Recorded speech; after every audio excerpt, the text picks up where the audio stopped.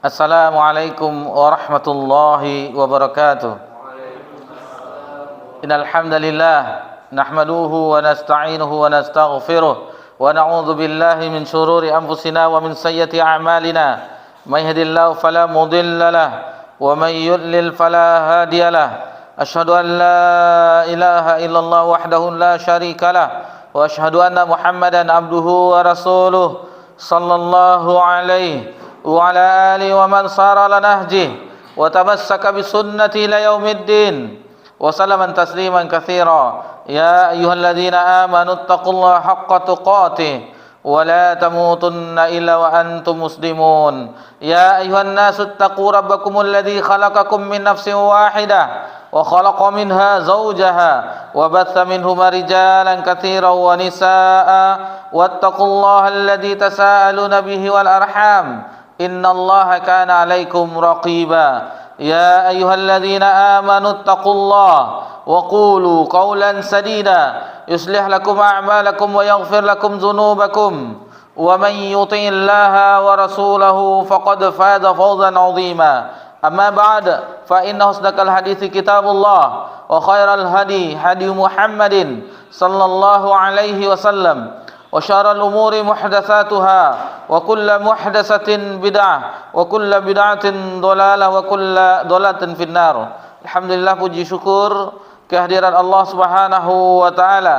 Allah Subhanahu wa taala senantiasa mencurahkan nikmat kepada seluruh makhluknya, dan di antara nikmat Allah Subhanahu wa taala yang sangat besar adalah nikmat Islam, nikmat iman, nikmat sunnah, nikmat kesehatan, nikmat afiah, nikmat waktu luang. Dan alhamdulillah di malam ini waktu luang kita, alhamdulillah kita bersabar sejenak untuk mempelajari ayat-ayat Allah Subhanahu wa taala.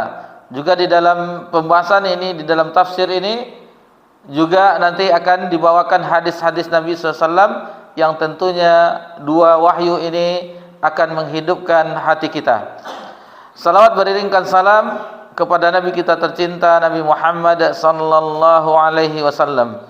Ikhwani fi din, a'adakumullah. Di malam ini kita telah memasuki 10 Sya'ban 1447 Hijriah, 28 Januari 2026 Masehi. Alhamdulillah, di pertemuan kita yang sebelumnya kita telah membahas ayat dalam surah Al-Baqarah ayat 35 sampai ayat 39. Sebelum kita melanjutkan, kita bacakan sedikit ayat yang telah kita pelajari di pekan yang lalu, yang mana Allah Subhanahu wa taala berfirman dalam surah Al-Baqarah ayat 35, A'udzu billahi minasyaitonir rajim. Wa qulna ya Adamu uskun anta wa zawjukal jannata wa kula minha ragadan haitsu syi'tuma. Dan kami berfirman, hai Adam, diamilah oleh kamu dan istrimu surga ini, dan makanlah makanan yang banyak lagi baik di mana saja yang kamu sukai. Kemudian ada larangannya. Satu, ini larangan bagi Adam dan istrinya, wala taqrabah hadzihi syajarata fakuna minaz zalimin. Dan janganlah kamu dekati pohon ini yang menyebabkan kamu termasuk orang-orang zalim. Kemudian di ayat berikutnya ayat 36, fazallahu syaitanu anha fa akhrajahuma mimma kana fi. Lalu keduanya digelincirkan oleh syaitan dari surga dan dikeluarkan dari keadaan semula. Dan kami berfirman, wa qulna habitu ba'dukum li ba'din adu. Jadi Allah tabaraka wa taala berfirman, turunlah kamu sebagian kamu menjadi musuh sebagian yang lain. Walakum fil ardi mustaqarru wa mata'un ila hin. Dan bagi kamu ada tempat kediaman di bumi dan kesenangan hidup sampai waktu yang ditentukan. Kemudian di ayat yang 37, fatalaqa Adamu min rabbi kalimatin fataba alaih. Kemudian Adam menerima beberapa kalimat dari Rabbnya, maka Allah menerima taubatnya. Innahu huwat tawwabur rahim. Sesungguhnya Allah menerima taubat bagi Maha Penyayang. Dan salah satu kalimat tersebut itu kalimat taubat yang Nabi Adam berdoa dengan hal tersebut yang Allah ilhamkan. Lalu Nabi Adam sering-sering membaca doa ini, Rabbana zalamna anfusana wa illam taghfir lana wa tarhamna lanakunanna minal khasirin. Ya Rabb kami telah menzalimi diri kami sendiri, dan jika Engkau tidak mengampuni kami dan memberi rahmat kepada kami, niscaya kami termasuk orang-orang yang merugi. Kemudian di ayat 38 39, qul nahbitu minha jami'a. Allah tabaraka wa taala berfirman, turunlah kamu dari surga itu. Fa imma ya'tiyannakum minni hudan faman tabi'a hudaya fala khaufun 'alaihim wala hum yahzanun. Kemudian jika datang petunjukku kepadamu, maka barang siapa mengikuti petunjukku, niscaya tidak ada kekhawatiran atas mereka dan tidak pula mereka bersedih hati. Walladzina kafaru wa kadzdzabu biayatina ulaika ashabun nar hum fiha khalidun. Adapun orang kafir dan mendustakan ayat kami, mereka itu penghuni neraka. Hum fiha khalidun, dan mereka kekal di dalamnya selama-lamanya. Dan insyaallah kita lanjutkan di ayat berikutnya. Ayat ini mulai dari ayat 40 dan seterusnya. Ini berkenaan terhadap orang-orang Yahudi, orang-orang Bani Israel, yang Allah sebutkan bagaimana sifat-sifat mereka, yang tentunya jangan sampai kita sama sifat kita dengan mereka. Jauhi sifat mereka, karena ini dicela oleh Allah tabaraka wa taala, yang sebagaimana Allah sebutkan di dalam beberapa ayat mulai dari ayat 40 sampai seterusnya. Dua ayat kita dengarkan ayatnya, maka untuk itu sama-sama kita dengarkan. Maka Fadl, siapa yang baca? Fadl.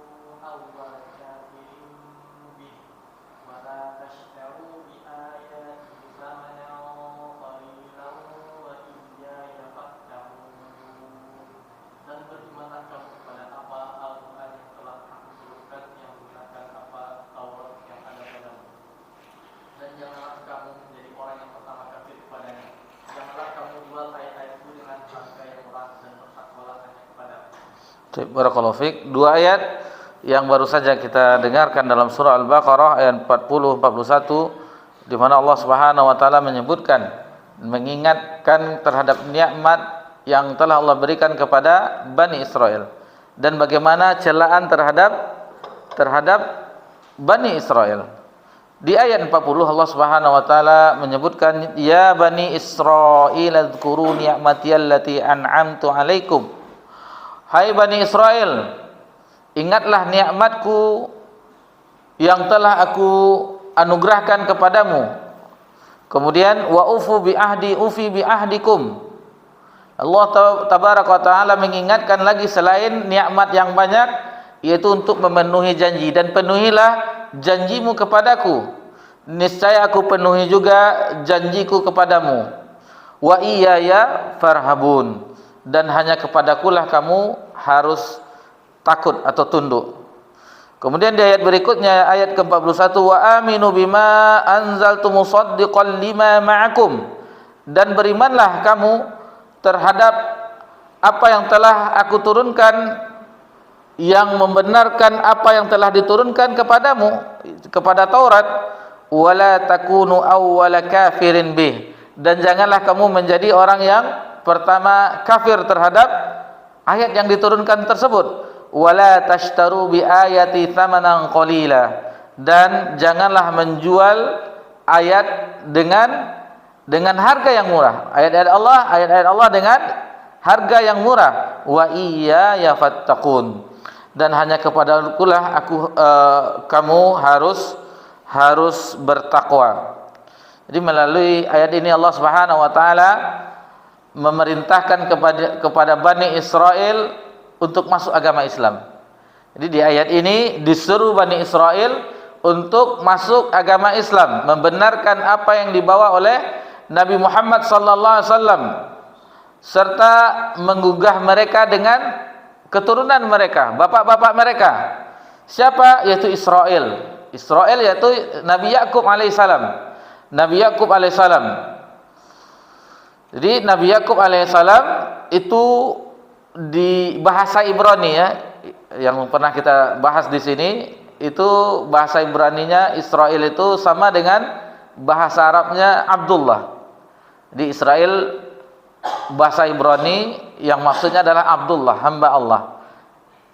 Pernah juga kita sebutkan bahwasanya tidak cocok negara yang sekarang mencaplok tanah Palestina dengan nama negaranya Israel, tidak cocok.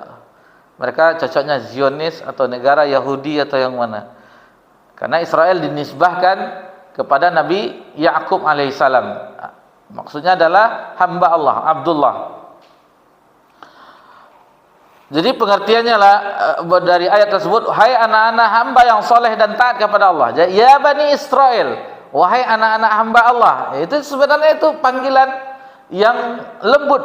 Jadi kalau untuk mengingatkan kembali dipanggil dengan ya Bani Israel atau ya Ahlal Kitab. Tapi kalau sudah Yahudi, ujung-ujungnya itu adalah laknat untuk mereka, jangan dekati mereka dan seterusnya. Jadi mereka diajak kembali, itu jadilah kalian seperti kakek moyangnya, itu Nabi Yakub alaihissalam.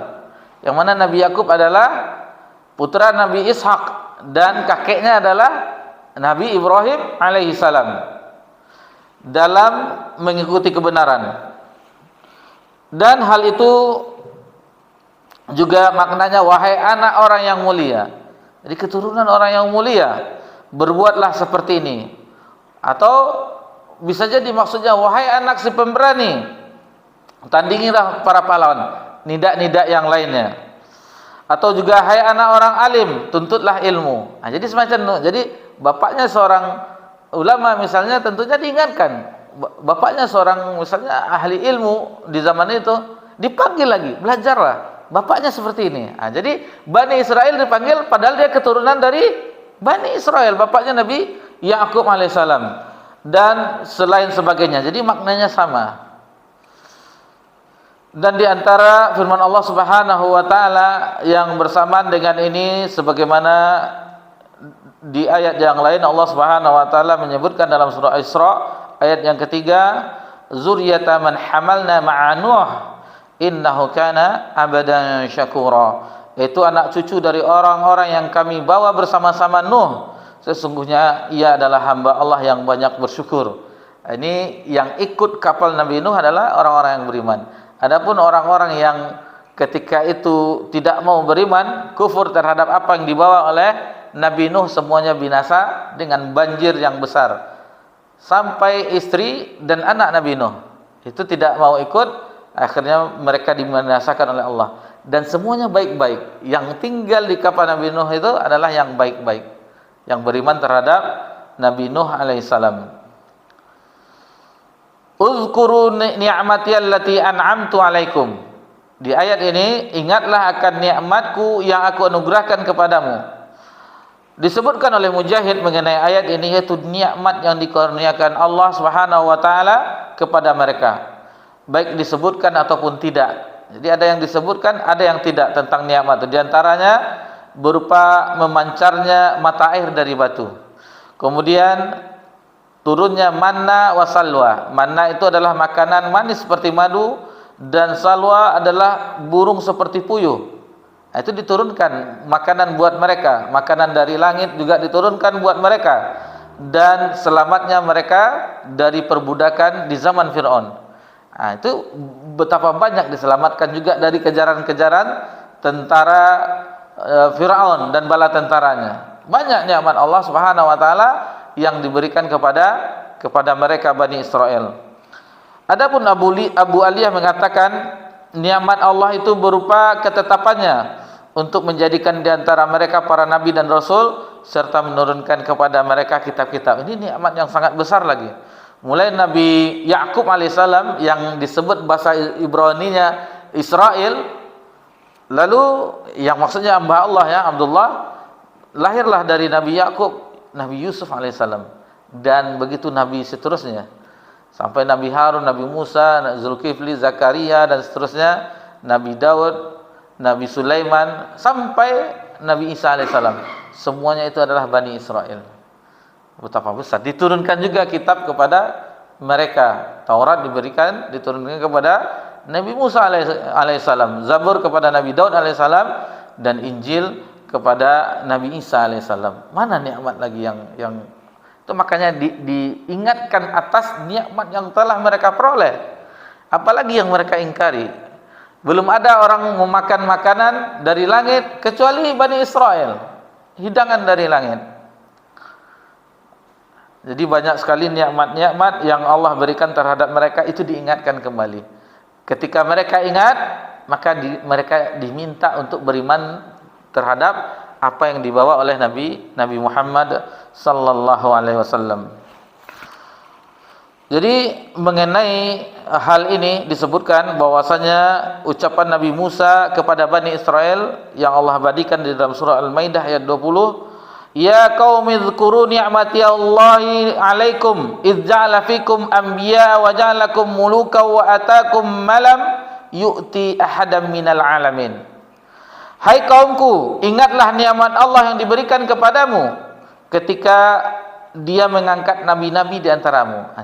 Diingatkan oleh Nabi Musa, nabi-nabi di kalangan Bani Israel, semuanya Bani Israel, dari Musa, Nabi Harun ke atasnya sampai kakek moyang mereka yang diberi nama Israel, Yakub alaihissalam, semuanya Bani Israel. Dan dijadikan kamu orang-orang yang merdeka. Wa ja'alakum muluka wa atakum ma lam yu'ti ahadam minal alamin. Dan diberikannya kepadamu apa yang belum pernah diberikannya kepada seorang pun di umat-umat yang lain. Ketika di zaman itu tentunya. Di zaman itu merekalah yang utama, Bani Israel itu yang utama. Tetapi setelah diutusnya Nabi Muhammad SAW, keutamaan mereka itu tidak berlaku lagi. Keutamaan itu dimiliki oleh umat Nabi Muhammad SAW, terutama generasi yang bersama Nabi SAW. Yang paling mulia di antara umat ini, yang paling baik adalah para sahabat radhiyallahu anhum ajmain. Wa ufu bi ahdi ufi bi ahdikum, dan penuhilah janjimu kepadaku, niscaya aku penuhi janjiku kepadamu, yaitu janji yang telah aku ambil darimu untuk mengikuti Nabi Muhammad SAW. Jadi mereka itu diambil janji waktu di zamannya, di kitab mereka, bahkan di kitab Taurat dan Injil, Zabur, itu disebutkan tentang pengutusan akhir zaman. Nabi akhir zaman yaitu Nabi Muhammad, atau dalam surah As-Saff disebutkan Nabi setelah min ba'di ismuhu Ahmad. Nabi setelah Nabi Isa alaihissalam yaitu bernama Ahmad. Maksudnya Nabi Muhammad sallallahu alaihi wasallam. Nanti gara-gara ayat itu diklaim oleh Ahmadiyah. Kan namanya Ahmad. Ya ada aja ya. Termasuk cocok logi juga itu. Ahmad apa? Mirza Ghulam Ahmad. Jadi telah diambil janji agar mengikuti Nabi Muhammad SAW ketika Nabi telah diutus. Maka aku akan memenuhi apa yang telah aku janjikan kepadamu. Apa yang Allah janjikan? Jika engkau membenarkan dan mengikuti Nabi Muhammad SAW, yaitu dengan melepaskan beban dan belenggu yang menjeratmu karena dosa-dosamu. Pengampunan bagi mereka terhadap Bani Israel.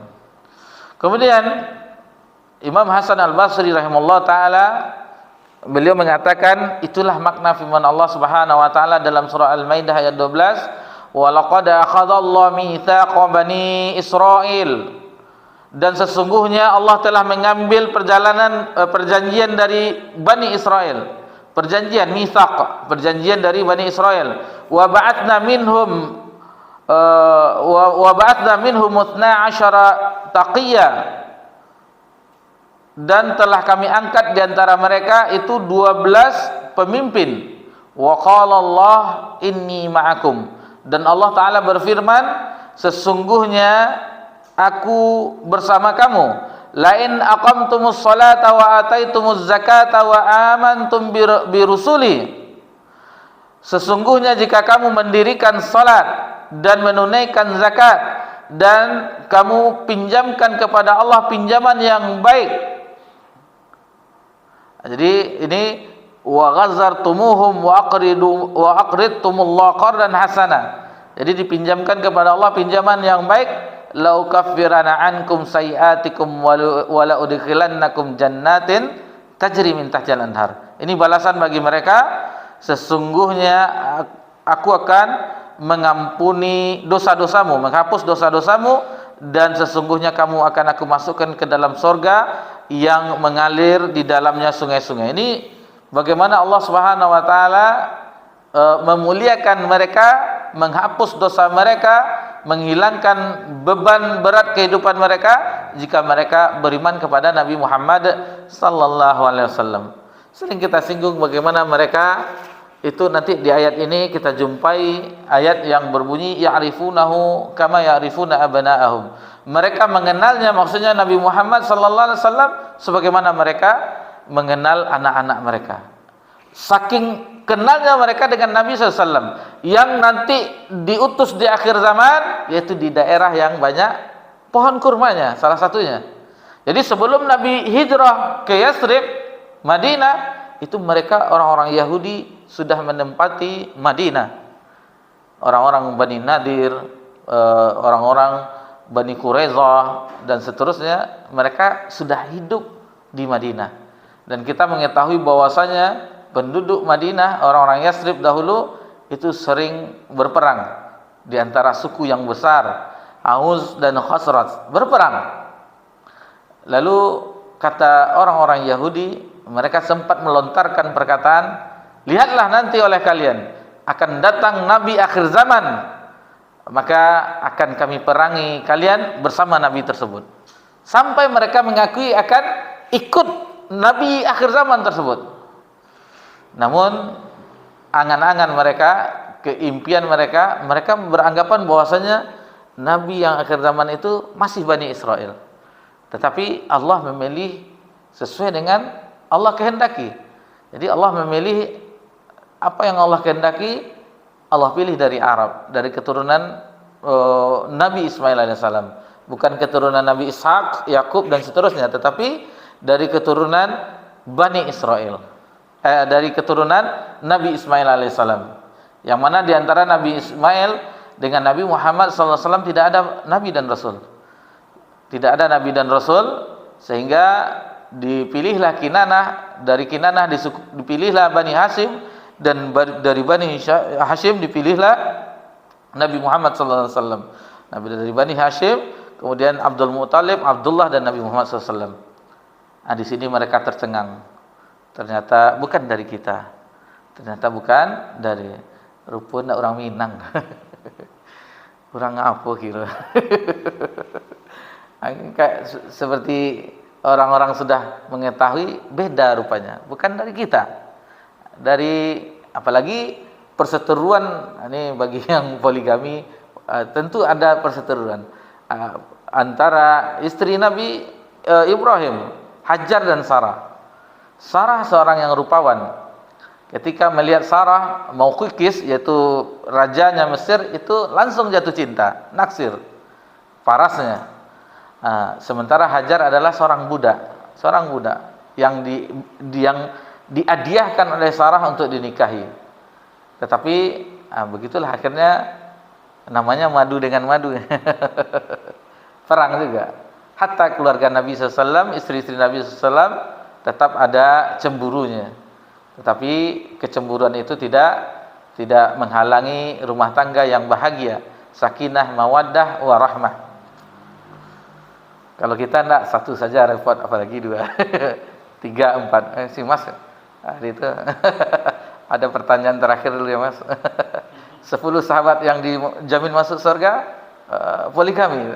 Iya, mereka rata-rata poligami. Ikhwani fi din a'adakumullah, Jadi begitu sedikit gambaran bagaimana mereka mengetahui tentang Nabi akhir zaman yang diutus.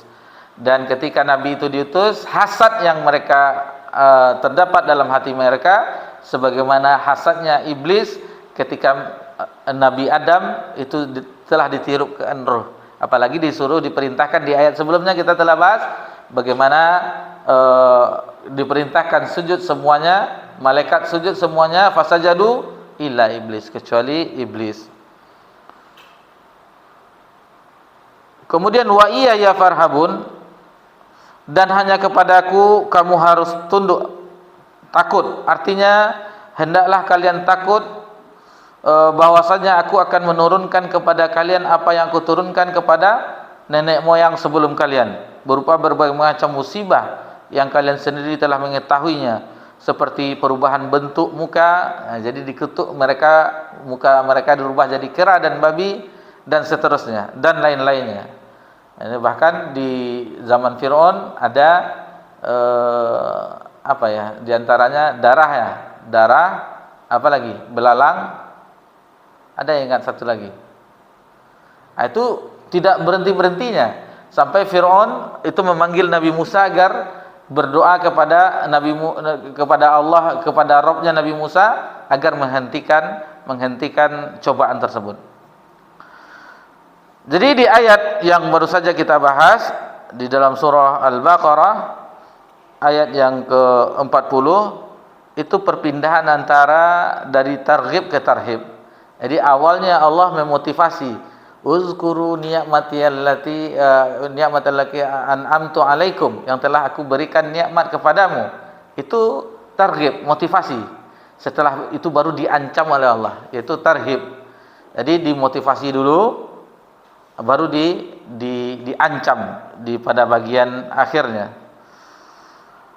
Dengan targhib dan tarhib itulah Allah menyeru mereka untuk kembali kepada kebenaran, mengikuti Rasulullah SAW, berpegang pada Al-Quran, mentaati perintahnya, membenarkan berita-berita yang disampaikannya, dan Allah menunjuki siapa yang dikehendakinya ke jalan yang lurus. Jadi ini metode, salah satu metode Al-Quran, yaitu di dalam ayat tersebut ada targhib wa tarhib. Begitu juga Nabi SAW juga demikian, memotivasi beramalah, ini balasannya. Lalu diancam, jangan lakukan ini konsekuensinya. Nah, jadi itu salah satu metode. Al-Munziri, Imam Al-Munziri itu menulis kitab, menyusun kitab kalau tidak salah targhib wa tarhib, ya kan? Al-Munziri itu. Mana? Ketik sedikit. Targhib wa tarhib, mengumpulkan hadis-hadis tentang motivasi dan ancaman. Jadi disusun hadis-hadis yang ada motivasinya, disusun oleh beliau, dan ada ancaman disusun oleh beliau. Ya, Imam Al-Munziri kalau tidak salah. Ikhwani fi din azakumullah. Oleh karena itu Allah berfirman, wa aminu bima anzaltu musaddiqan lima ma'akum, dan berimanlah kamu kepada apa yang telah aku turunkan yang membenarkan apa yang ada padamu, yaitu kepada Nabi Muhammad SAW Al-Quran. Berimanlah terhadap yang diturunkan kepada Nabi Muhammad SAW yang membenarkan yang telah diturunkan kepada mereka, berupa Taurat dan Injil. Yang sering disebut itu yaitu Taurat dan Injil. Adapun Zabur itu jarang itu disebutkan, karena mungkin yang banyak membangkang itu adalah yang diturunkan Taurat dan Injil. Adapun pengikut Nabi yang paling banyak setelah Nabi Muhammad SAW adalah Nabi Musa. Nabi Musa, sebagaimana hadis diriwayatkan oleh Ibnu Abbas, riwayat Bukhari dalam sahihnya, yang mana Nabi diperlihatkan umat-umat terdahulu. Ada di antara Nabi itu, ada yang pengikutnya 2 orang, 3 orang, 4 orang. Ada Nabi itu tidak ada pengikutnya sama sekali, dan dinampakkan kepada Nabi SAW umat yang banyak. Nabi beranggapan ini umatku banyak. Lalu disebutkan oleh Jibril, itu bukan umatmu, tetapi itu adalah umat Nabi Musa alaihissalam. Banyak juga pengikut Nabi Musa alaihissalam. Dan kalau kita perhatikan Al-Quran, itu banyak menceritakan tentang umatnya Nabi Musa alaihissalam dibandingkan nabi-nabi yang lain. Begitu juga Injil Nabi Isa alaihissalam itu juga banyak pengikutnya. Sampai sekarang Injil itu dengan variasi-variasi yang dirubah oleh pemeluknya banyak sekali. Barnabas, Matius, dan ini perjanjian lama, perjanjian baru yang mereka rubah-rubah seenak perut mereka. Jadi maksud dari ayat wa aminu bima anzaltu musaddiqan lima ma'akum, wahai sekalian ahlul kitab, berimanlah kepada kitab yang telah aku turunkan, yang membenarkan apa yang ada pada kalian. Yang demikian itu karena mereka mendapatkan Nabi Muhammad SAW itu ada tertulis di dalam kitab Taurat dan Injil. Jadi Nabi Muhammad SAW itu ada tertulis bagaimana nanti diutus di akhir zaman tentang berita tersebut, ada di kitab mereka. Wala takunu awwala kafirin bih, dan janganlah kamu menjadi orang yang pertama kafir terhadap kitab tersebut. Jadi sebagian ahli tafsir mengatakan yaitu satu kelompok yang pertama kali kafir terhadapnya. Ibnu Abbas mengatakan artinya janganlah kalian menjadi orang yang pertama kali kafir terhadap apa yang kalian miliki pengetahuan tentang hal itu yang tidak dimiliki oleh orang lain. Sementara Abu Aliyah menafsirkan bahwasanya janganlah kalian menjadi orang yang pertama kali kafir terhadap Nabi Muhammad SAW dari golongan ahli kitab setelah kalian mendengar tentang kabar, membaca dan mendengar kabar pengutusannya. Demikian juga dikatakan oleh Hasan Al-Basri, As-Suddi, Rabi' bin Anas, semuanya ini adalah ulama tafsir yang dinukilkan oleh Hafiz Ibnu Katsir, dan menjadi pilihan dari Ibnu Jarir At-Tabari yang dinukilkan oleh Al-Hafiz Ibnu Katsir. Domir kata ganti dari bihi dari ayat itu awalan kafirin bihi maksudnya adalah itu kembali kepada Al-Quran. Bihi maksudnya jangan kafir terhadap bihi maksudnya Al-Quran.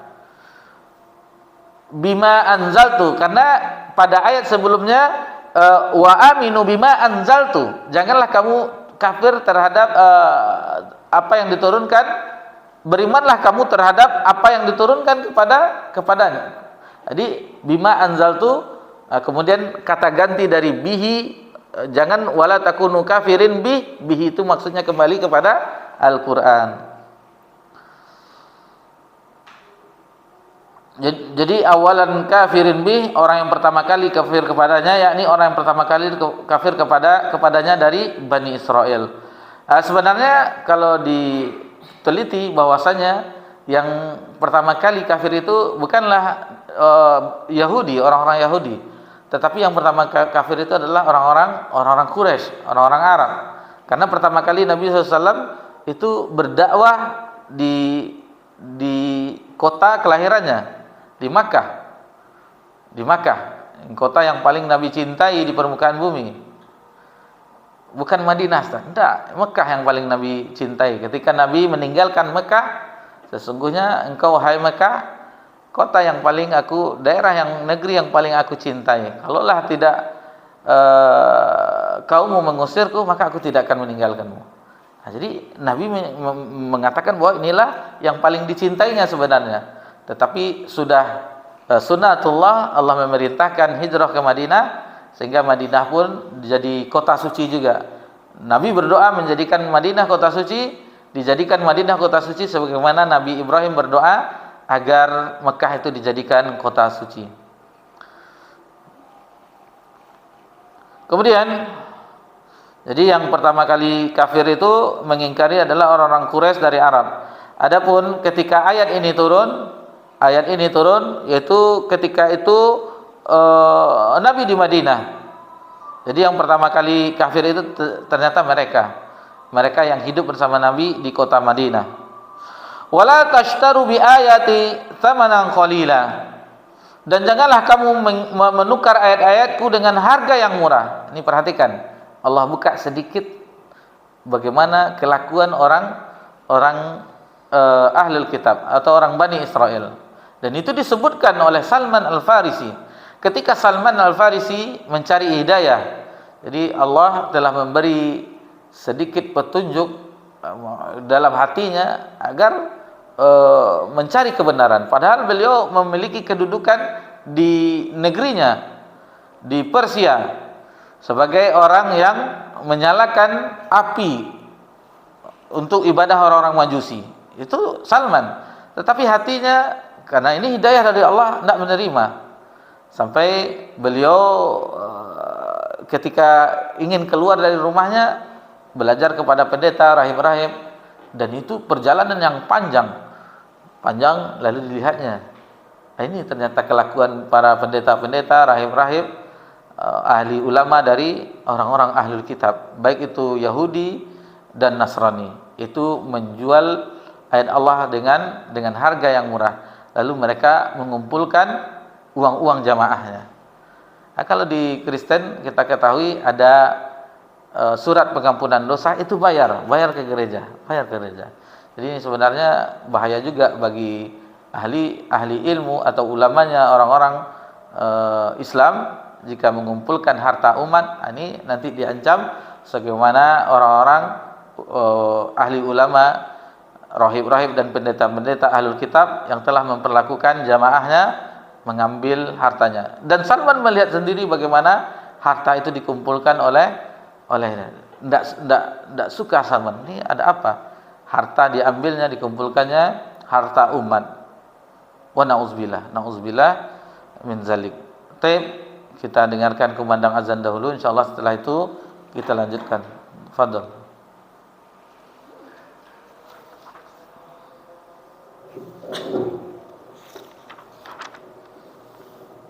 Allahu Akbar, Allahu Akbar, Allahu Akbar, Allahu Akbar, Allahu Akbar. Asyhadu an la ilaha illallah,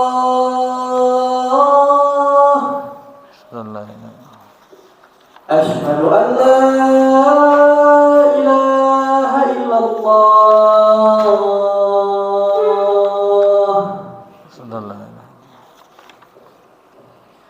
asyhadu anna Muhammadar Rasulullah,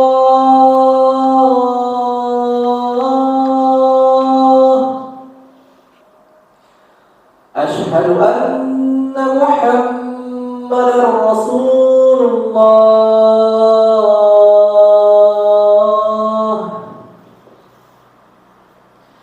hayya 'alas shalah,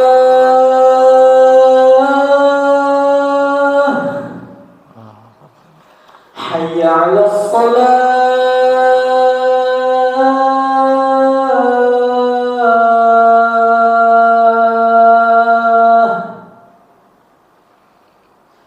hayya 'alal falah,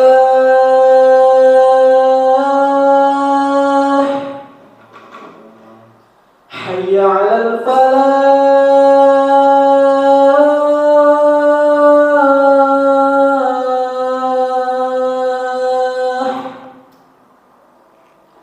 Allahu Akbar, Allahu Akbar, la ilaha illallah.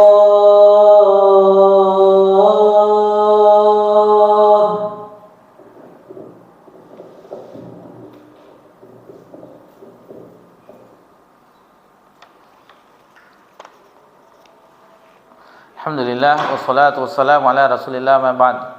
Ini peringatan bagaimana ahlul kitab mereka terhadap jamaahnya.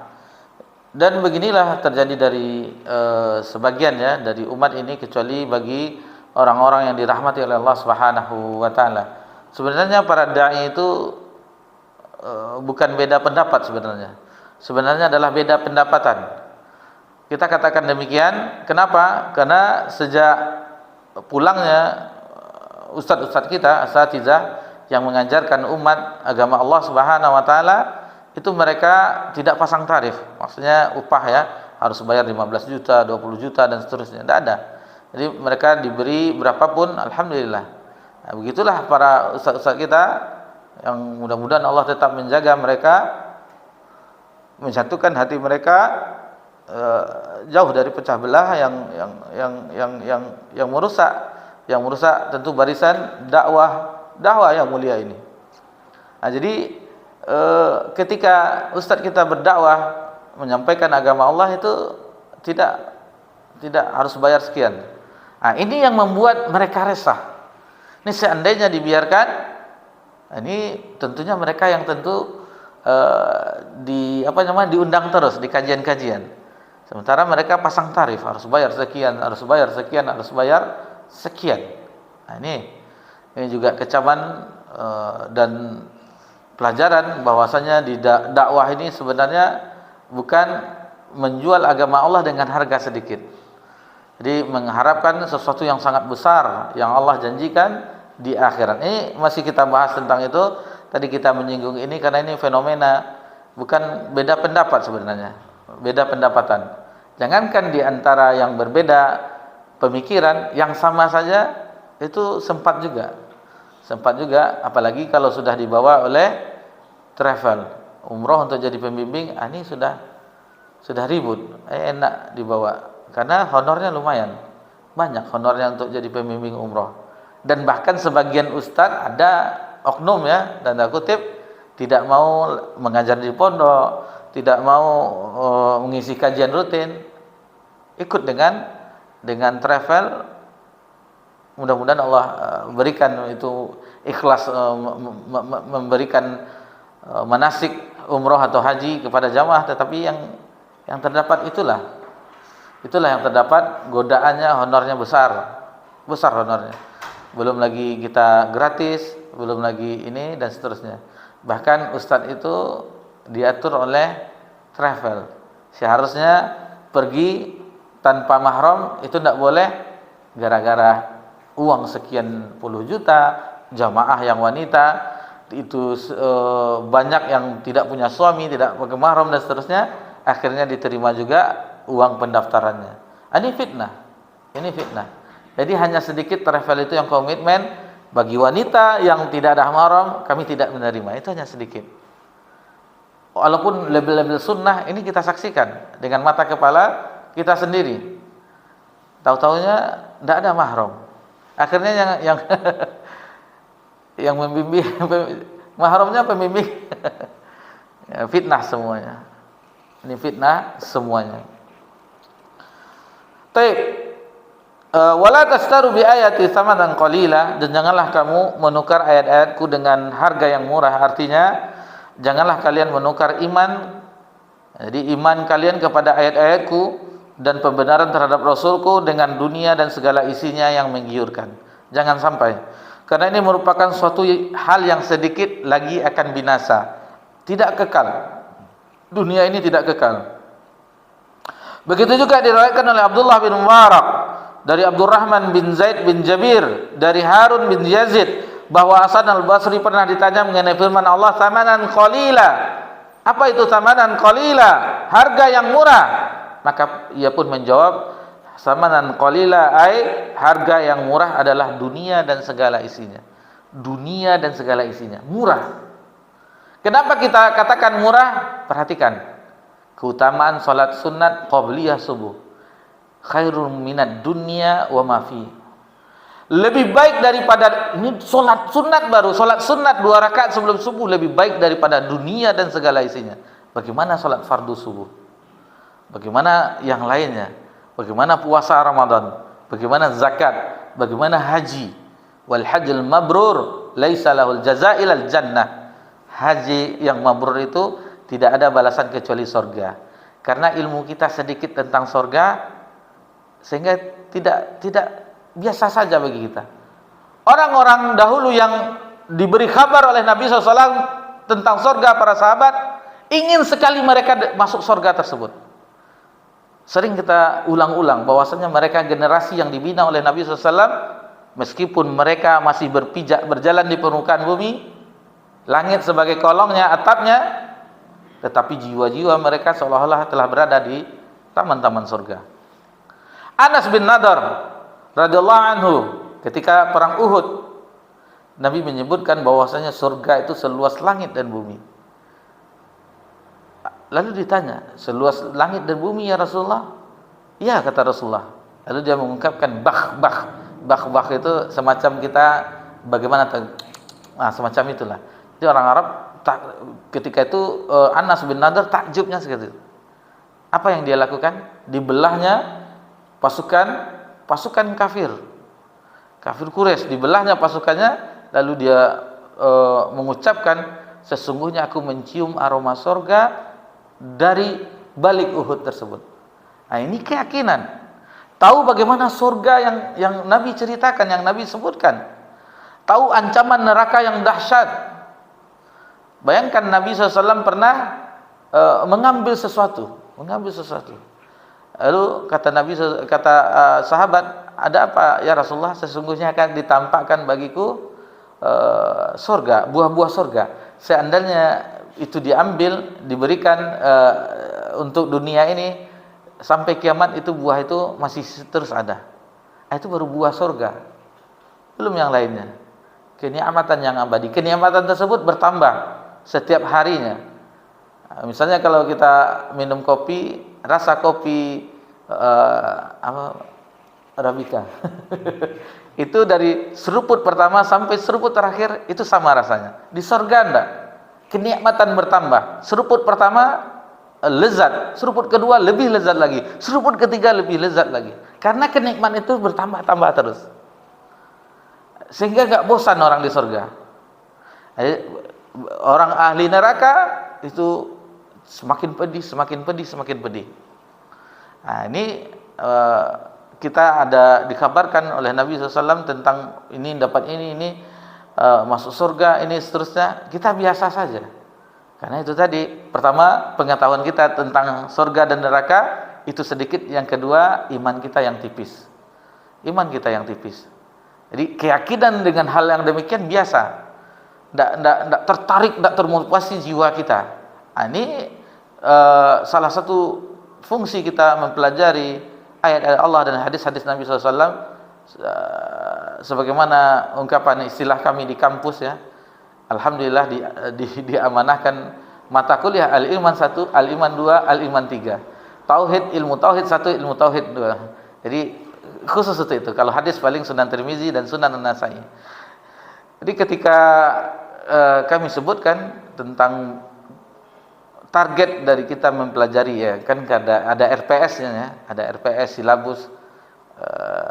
Mungkin mahasiswa atau mahasiswi mengharapkan nilai dapat A itu, dan sementara kami sebagai dosen pengampuh yang mengharapkan terhadap mahasiswanya adalah seolah-olah mahasiswa itu nyata kehidupan akhirat.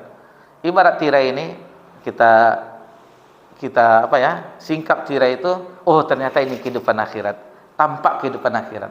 Nah, itu tujuan utama dari kami untuk ketika mengajarkan mata kuliah ilman, seolah akhirat itu tampak, nyata. Nah, jadi tidak ada yang ragu-ragu kita lagi tentang akhirat. Semuanya yang Allah janjikan, yang Allah sediakan itu pasti. Baik, ikhwani fi din a'adakumullah.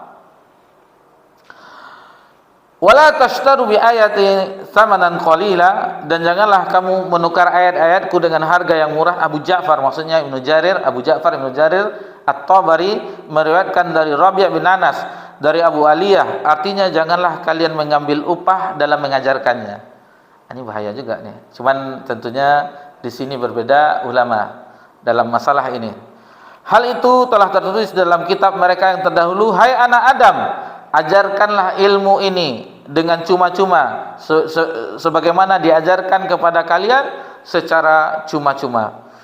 Dalam kitab Sunan Abi Daud diriwayatkan dari hadis Abu Hurairah radhiyallahu anhu, katanya Rasulullah SAW bersabda, man ta'alama ilman mimma yabtaghi bihi wajhillah la yata'allamu illa liyusiba bihi aradan minad dunya lam yarah rahiyatal jannati yaumal qiyamah. Ini ancaman bagi orang yang mengajarkan agama. Barang siapa mempelajari suatu ilmu semestinya dicari untuk memperoleh ridha Allah, kemudian ia tidak mempelajarinya kecuali mendapatkan kemewahan dunia, maka ia tidak akan mencium surga pada hari kiamat. Ini yang mempelajari ilmu, yang belajar ilmu, yang tujuannya dunia, agar kita viral, agar kita ini ancamannya. Ancamannya yaitu tidak mencium aroma surga. Adapun yang mengajarkan ilmu dengan mengambil upah, ini sedikit ilmiah, ini tentunya bermanfaat juga bagi kami tentang mengambil upah. Jika hal itu merupakan suatu fardu ain bagi dirinya, maka tidak dibolehkan mengambil upah darinya. Ini harus dirinci. Ada rinciannya. Tetapi dibolehkan baginya menerima dari baitul mal guna memenuhi kebutuhan diri dan keluarganya. Ini tentang negeri-negeri baitul mal di zaman dahulu ya. Tentunya pemerintah, khalifah-khalifah itu memiliki baitul mal. Ada di situ diambil gaji mereka. Lalu bagaimana dengan kita? Indonesia, bagaimana caranya? Tidak ada orang mengajar di TPA, di MDA yang dapat gaji. Adapun yang dapat itu berkala. Sekali berapa tuh Pak Ben? Sekali 3 bulan atau berapa? Yang MDTA yang itu dari pemerintah. Tidak tahu. Jadi itu berkala. Nggak, seperti gajinya RT, RW kan tidak langsung tiap bulan. Tidak. Itu berkala kabarnya. Dan itu pun jumlahnya tidak banyak. Entah 500.000, entah 800.000. Tidak banyak. Tetapi jika ia tidak memperoleh suatu apapun dari pengajarannya, dari hal itu menghalanginya dari mencari penghasilan, maka berarti pengajaran tersebut tidak menjadi fardu ain lagi. Dan dengan demikian dibolehkan baginya mengambil upah darinya. Kan dia pun makan juga. Ustadz itu makan juga, anaknya sekolah juga, istrinya. Jadi maka dengan hal demikian, maka tidak masalah untuk mengambil upah. Ini perdebatan ya, perdebatan. Ini dan seterusnya. Begitu juga dengan sekolah bayar mahal, sekolah ini, sekolah gratis dan seterusnya. Tidak masalah mau gratis, mau ini. Yang penting anak-anak generasi penerus mempelajari agama Allah Subhanahu wa taala. Begitu juga yang menerima amplop dengan tidak menerima amplop, yang penting agama ini sampai kepada umat. Melalui apa? Di kajian-kajian, di live streaming, potongan-potongan video, short video, yang penting sampai agama ini kepada umat manusia. Adapun terkadang masalah niat itu Allah yang menilai. Tidak bisa. Buat Ustaz Rahmat tuh tidak ngambil amplop, hati Ustaz Rahmat apa dah? Tidak tentunya siapa yang bodoh. Ini niat Allah yang nilai ini. Allah akan memberikan ganjaran. Ternyata hatinya, niatnya menyimpang. Ini beratnya. Ini berat. Adapun orang yang menerima amplop, dia anaknya 7, anaknya 8. Di pondok semuanya. Mana? Harus ada harta penghasilan. Jualan dia tidak dagang. Di pondok ngajar, di lembaga pendidikan ngajar 1 hari sampai sore. Kapan jualannya? Tentu malam hari ada undang kajian, itu tidak masalah. Jangan dicela. Mereka butuh kehidupan juga. Jadi ini cara memandang seperti ini kita harus dewasa juga dalam berpikiran demikian. Ini Nabi dan Rasul tidak menerima upah. Ini Nabi ada penghasilan dari ghanimah, harta rampasan perang, 1/5 untuk keluarga Nabi SAW. Ada rezeki Nabi SAW dari ghanimah. Lalu ustaz-ustaz kita gimana? Ini harus harus luas pemikiran kita dalam masalah ini. Kecuali seperti Saudi ya, Saudi itu dibiayai oleh kerajaan. Jadi para ulama di situ itu sibuk dalam belajar dan mengajar, tidak memikirkan yang lain. Entah biografi siapa yang pernah ya, entah Amin Syengkiti yang penerjemah Adwal Bayan, tafsir Bayan, entah siapa. Pokoknya di antara ulama, kalau tidak salah beliau Amin Syengkiti, bukan Mukhtar Syengkiti yang sekarang ya. Amin Syengkiti, Muhammad Amin Syengkiti itu ulama tafsir Adwal Bayan, yang mana ketika Syekh Muhammad bin Shalih Al-Utsaimin meninggal gurunya, yaitu Syekh Abdurrahman bin Nasir As-Sa'di, karena beliau banyak menimba ilmu dengan As-Sa'di. Lalu ketika meninggal, tentu ada ulama yang lain setelahnya, Syekh Ibrahim, Syekh bin Bas dan seterusnya. Ketika itu berjumpalah beliau dengan Syekh Amin Syakiti. Sempat beliau meremehkan, apa nih orang hitam dari Singkit kan hitam dari Afrika. Apa ini? Lalu ketika beliau mendengarkan kajian tafsirnya, ada kajian tafsir beliau didengar oleh Syekh semua. Malu Syekh terhadap dirinya. Syekh Utsaimin rahimahullah taala malu terhadap dirinya yang awalnya meremehkan, ternyata ketika Syekh Amin Syakiti menjelaskan, menafsirkan ayat Allah, itu semuanya di dalam kepalanya. Seolah-olah dia membaca tulisan, tetapi hafalan beliau. Nah, ini kuatnya hafalan orang-orang Singkit. Kuat. Jadi ketika itu dijelaskan, kagumlah saya. Awalnya saya meremehkan. Kalau tidak salah beliau yang tidak mengenal real. Karena kebutuhan ulama sudah dijamin oleh kerajaan, jadi beliau tidak tahu dengan real. Bajunya udah ada yang ngurus, ini sudah ngurus. Tidak tahu dengan real, dengan uang tidak tahu. Kalau di Indonesia orang gila tahu dengan uang. Kasih uang 5.000, barako, tahu 5.000, gila. La haula wala quwwata illa billah. Ini bagaimana ulama itu berkhidmat dengan agama Allah sampai mereka tidak peduli dengan kehidupan dunia mereka. Mereka sibuk dengan belajar, mengajar, belajar dan mengajar. Nah, sangat jauhnya mereka kita dibandingkan mereka, sangat jauh. Kemudian ini pendapat ulama ya, demikian menurut Imam Asy-Syafi'i, Imam Malik, Imam Ahmad dan mayoritas ulama. Ini pendapat tiga imam, mayoritas ulama. Yang agak keras itu adalah Imam Abu Hanifah. Imam Abu Hanifah tidak boleh menerima upah dalam mengajarkan agama Allah.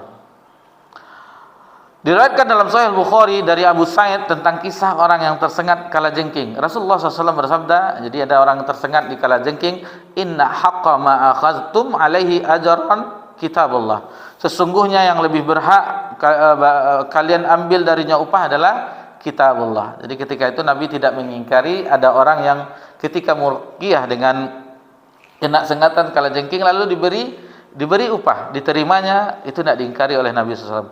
Demikian juga tentang kisah seorang wanita yang ketika dilamar, Rasulullah SAW bersabda,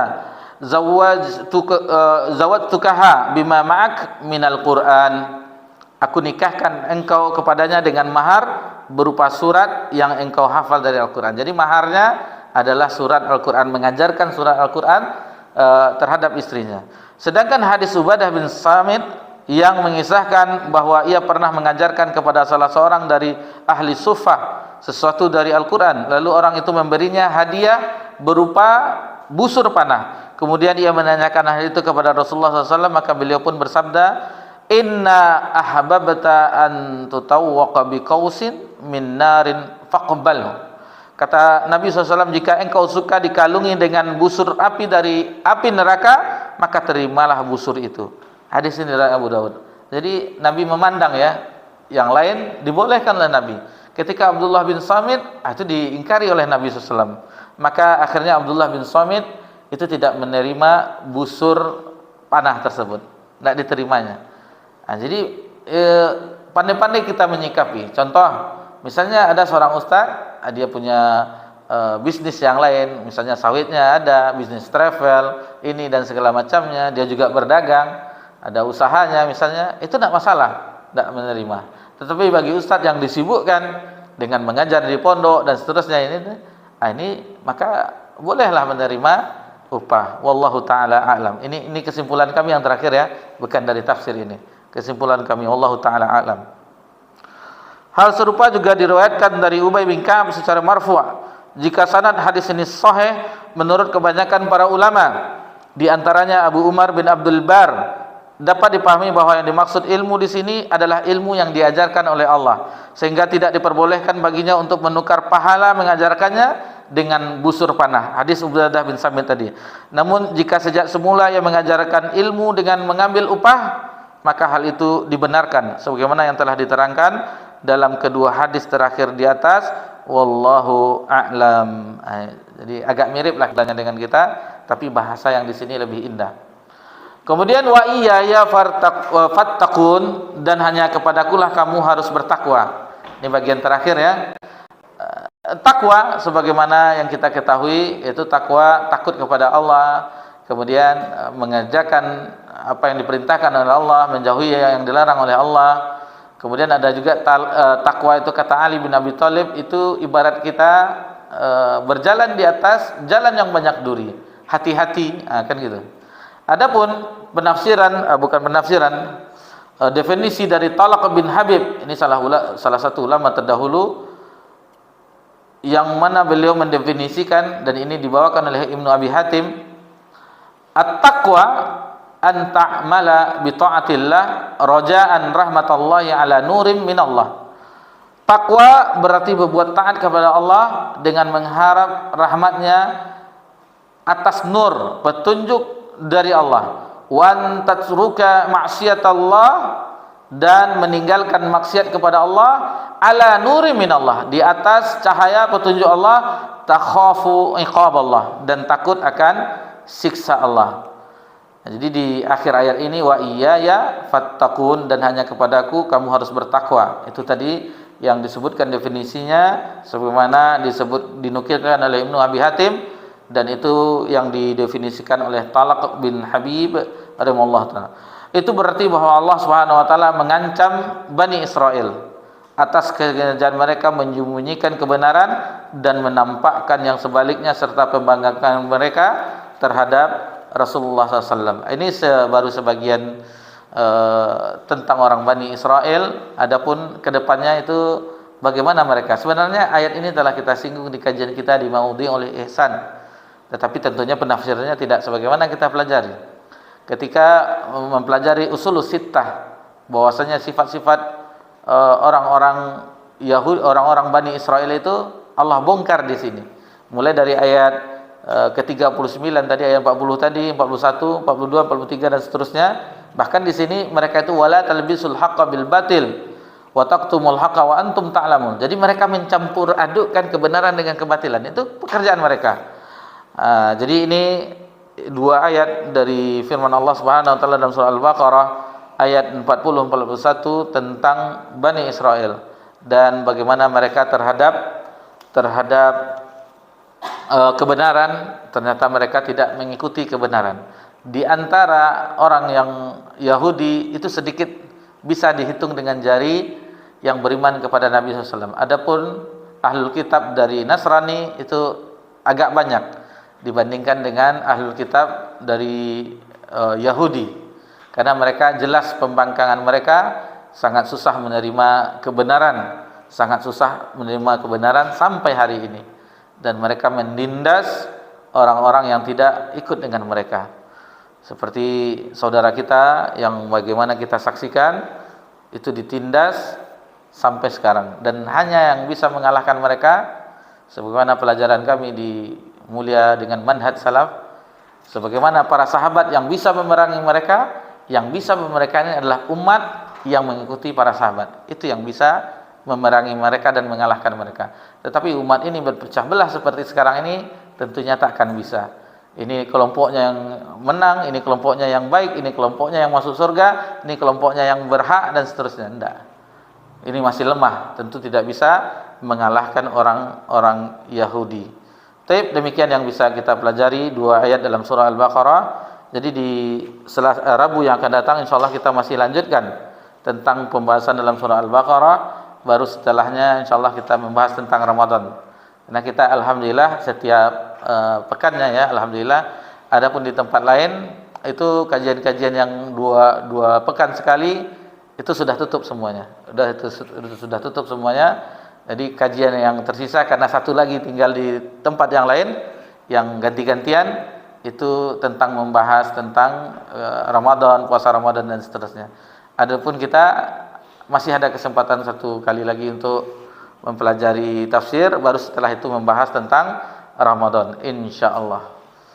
Wa sallallahu ala nabiyyina Muhammad sallallahu alaihi wasallam wa ala alihi washabbihi ajmain walhamdulillahirabbil alamin. Wassalamualaikum warahmatullahi wabarakatuh.